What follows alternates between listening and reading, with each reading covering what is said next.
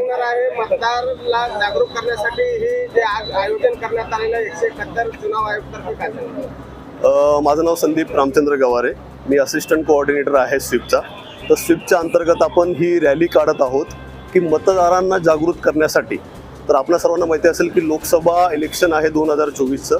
20 मे 2024 रोजी आपल्याकडे मतदान होणार आहे मुंबईमध्ये.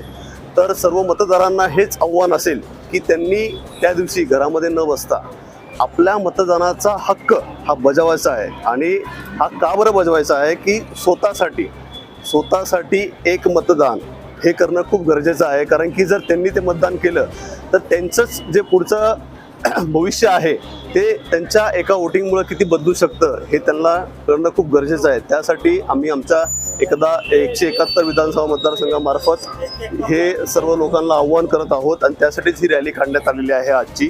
तर या रॅलीतून जास्तीत जास्त